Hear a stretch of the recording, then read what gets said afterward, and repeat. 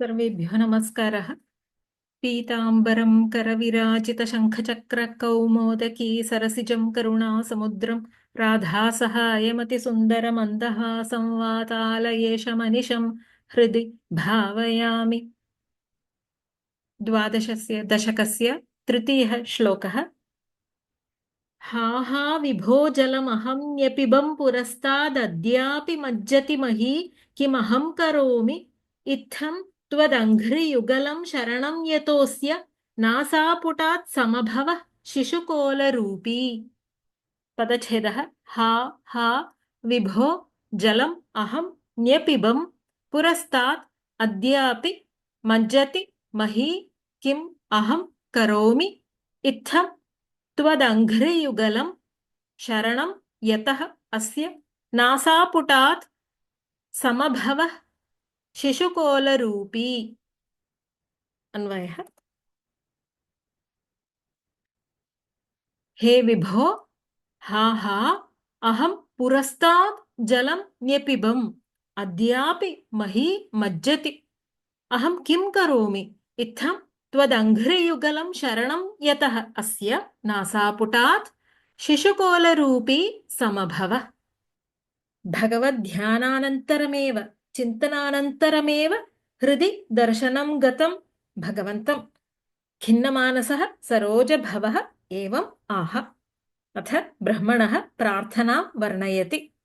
हे विभो, कर्तुम् अकर्तुम् अन्यथा कर्तुं च शक्त हे भगवन्, हे शक्तिसम्पन्न। अनेन सम्बोधनेन महीरक्षणे भगवतः क्लेशो नास्ति इति सूचितम्। हा हा कष्टं कष्टं द्विरुक्तिस्तु दुःखातिशय द्योतनाय। हा हा अहं पुरस्तात् जलं न्यपिबम् अहं ब्रह्मा पुरस्तात् सृष्टेः पूर्वं जनसर्गात् प्रागेव जलं न्यपिबम् पृथिव्याः निवेशाय जलं पीतवान् अस्मि। पृथिवी निवेशनाय कारणजलं पीतवान्। नीपूर्वकात् पापाने इत्यस्मात् लङ्लकारे परस्मैपदे उत्तमपुरुष एकवचनं रूपम्। नवमे दशके नवमे श्लोके उक्तम् भगवद् बलविजृम्भितः पवनपाथसी पीतवान् इति। तु अद्यापि इदानीमपि तुच्छीकृते जले अपि मही मज्जति पृथिवी मया सृष्टानाम् आधारभूता भूमिः मज्जति जले निमज्जति। अहं किं करोमि इदानीम् अहं किं करोमि सृष्टिकर्मणि भवता नियुक्तः सन्नपि अहं किं करिष्यामि किमपि कर्तुम् अहम् असमर्थोऽस्मि अस्मिन् कर्मणि त्वमेव शरणम्। इत्थम् अनेन प्रकारेण त्वदङ्घ्रियुगलं तव अङ्घ्री तयोः युगलं भगवतः विष्णोः पादारविन्दयुगलं शरणम् आश्रयं यतः अस्य प्राप्तस्य अस्य आश्रयं प्राप्तवतः अस्य ब्रह्मणः नासापुटात् नासिकारन्ध्रात् द्वारात् नासिक उदरतः शिशुकोलरूपी शिशुश्च असौ कोलश्च सः रूपम् आकृतिः अस्य अस्तीति तथा वराह शाबकाकारः सन् वराह सूकरो घृष्टिः कोलः पोत्री किरिः किटिः इति अमरकोशे नामानि।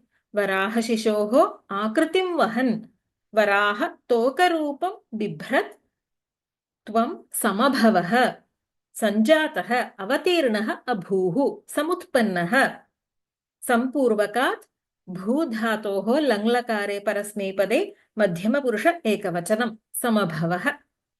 भागवते तृतीये स्कन्धे त्रयोदशे अध्याये श्लोकोऽस्ति यस्याहं हृदयादासं स ईशो विदधातु मे कर्तव्यं करुणासिन्धुस्तीर्थकीर्तिरधोक्षजः। यस्य हृदयात् अहम् आसम् अहं जातवान् करुणासिन्धुः करुणासमुद्रः तीर्थकीर्तिः परिशुद्धकीर्तिः अधोक्षजः सः ईशः ईश्वरः मे कर्तव्यं विदधातु मया किं करणीयम् इति सूचयतु। इत्यभिध्यायतो नासाविवरात् सहसा नघ वराहतोको निरगादङ्गुष्ठपरिमाणकः इति अभिध्यायतः चिन्तयतः नासाविवरात् नासिकाद्वारात् हे अनघ हे निष्पाप सहसा झटिति अङ्गुष्ठपरिमाणकः वराहतोकः वराहशिशुः निरगात्। हे विभो हा हा सृष्टेः पूर्वम् अहं पृथिवी निवेशार्थं जलं पीतवान् किन्तु मयि सृष्टिकर्मणि व्याप्तवति इदानीमपि भूमिः जले निमज्जति अहं किं करोमि इत्येवं विलपतः भगवतः विष्णोः पादारविन्दयुगलं शरणं प्राप्तस्य ब्रह्मणः नासापुटात् भगवान् वराह शिशुरूपेण समजायत इति सारः। हा हा विभो जलमहम्यपिबं पुरस्तादद्यापि मज्जति मही किमहं करोमि इत्थं त्वदङ्घ्रियुगलं शरणं यतोऽस्य नासापुटात् समभव शिशुकोलरूपी।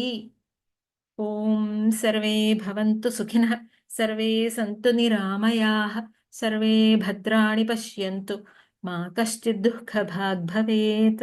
ॐ शान्ति शान्ति शान्तिः। हरिः ॐ श्रीगुरुभ्यो नमः। हरिः ॐ। धन्यवादः।